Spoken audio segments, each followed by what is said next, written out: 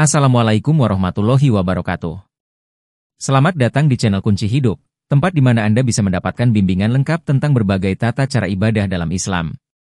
Di sini, kami menyediakan panduan sholat lengkap, perawatan jenazah mulai dari memandikan hingga menguburkan, cara membersihkan najis, mandi junub, dan masih banyak lagi. Semoga konten yang kami sajikan dapat membantu meningkatkan pemahaman dan amalan Anda. Untuk informasi lebih lanjut, silakan kunjungi link yang ada di deskripsi. Jangan lupa untuk subscribe channel ini, berikan like, dan tinggalkan komentar agar kita bisa terus berbagi ilmu yang bermanfaat. Wassalamualaikum warahmatullahi wabarakatuh.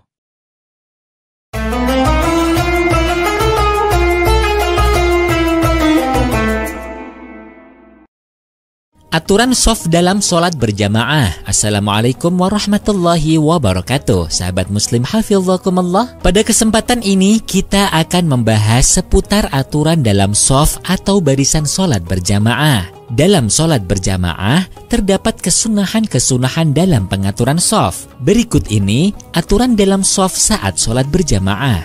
1. Apabila jamaah terdiri dari imam dan satu makmum, maka makmum berdiri di samping kanan imam dengan sedikit mundur dari barisan imam.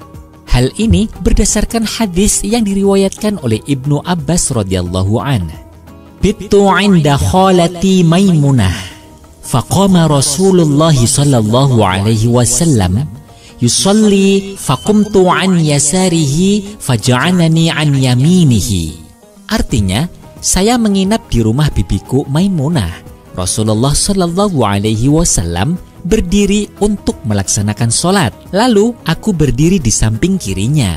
Kemudian beliau memindahkanku ke samping kanan beliau. Muttafaq alaih. Apabila makmum memulai sholat dengan posisi berdiri di sebelah kiri imam, maka ia berinisiatif untuk berpindah ke samping kanan imam. Jika makmum tidak pindah, maka imam memindahkan makmum dengan memegang tangan makmum, lalu memindahkannya ke samping kanan imam. Baik imam maupun makmum masing-masing harus menjaga gerakan yang dilakukan supaya tidak justru sampai membatalkan sholat karena bergerak 3 kali secara berturut-turut. 2. Apabila sholat berjamaah sudah berlangsung dengan susunan imam bersama satu makmum di sebelah kanannya, lalu datang calon satu makmum berikutnya, maka makmum yang datang terlambat ini berdiri di samping kiri imam. Setelah ia melakukan takbiratul ihram, imam bisa maju ke depan atau kedua makmum yang mundur ke belakang dengan membuat shaf baru. Dalam hadis yang diriwayatkan oleh Jabir, ia menceritakan, Qumtu an yasari Rasulillah sallallahu alaihi wasallam fa akhadha bi yadi fa adarani hatta aqamani an yaminihi wa jaa Jabbar bin Sakhrin hatta qama an yasari Rasulillah sallallahu alaihi wasallam fa akhadha bi aydina jami'an fadafa'na hatta aqamana khalfah. Rawahu Muslim. Artinya, saya berdiri di sebelah kiri Rasulullah Sallallahu Alaihi Wasallam. Maka Nabi memegang tangan saya, kemudian memutar saya sehingga berdiri di sebelah kanan Nabi. Dan datang Jabbar ibnu Sakhr sehingga berdiri di samping kiri Rasulullah Sallallahu Alaihi Wasallam. Kemudian Nabi memegang kedua tangan kami secara bersama, kemudian mendorong kami sehingga kami berdiri di belakang Nabi. Hadis riwayat Muslim. Perlu diperhatikan, mundurnya kedua makmum ini dilaksanakan setelah makmum yang kedua melaksanakan takbiratul ihram.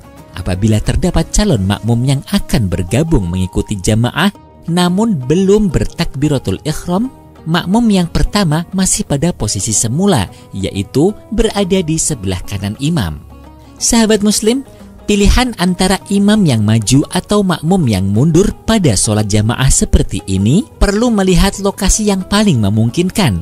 Apabila di depan imam ruangannya longgar, sedangkan di belakang makmum tidak cukup ruang, maka imam yang maju ke depan. Jika di depan imam lokasinya sempit, sedangkan di belakang makmum longgar, maka makmum yang mundur. Apabila masing-masing ruangan baik di depan imam atau di belakang makmum sama-sama longgar, maka menurut pendapat yang sahih adalah makmum yang mundur ke belakang. Alasannya, imam adalah orang yang diikuti, sehingga ia tidak perlu pindah-pindah posisi. 3. Apabila terdapat jamaah dengan satu makmum, namun yang datang kemudian adalah 2 orang laki-laki dewasa secara bersama-sama, maka kedua calon makmum ini langsung membuat shaf di belakang imam, sedangkan makmum yang pertama tadi mundur, bergabung pada shaf di belakang imam. 4. Apabila yang datang adalah seorang laki-laki dewasa dengan anak kecil, maka keduanya berdiri sejajar di belakang imam. Hal ini berdasarkan hadis yang diriwayatkan oleh Anas. Wasofaftu ana wal yatimu wara'ahu. 5. Apabila yang menyusul dalam sholat jamaah tersebut terdiri dari banyak lelaki dewasa dan anak-anak, maka yang perlu diprioritaskan di shaf paling dekat dengan imam adalah yang dewasa. 6. Apabila di antara jamaah yang banyak tersebut terdapat perempuan, maka perempuan di belakang para lelaki.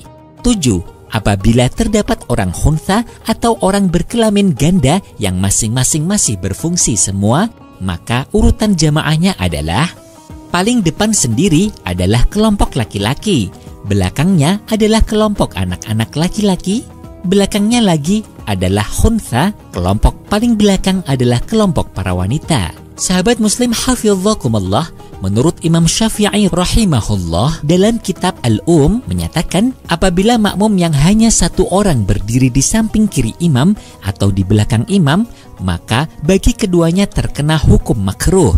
Artinya apabila tidak sesuai ketentuan sunnah yang telah dijelaskan, maka jamaahnya tetap sah dan tidak perlu mengulangi sholatnya.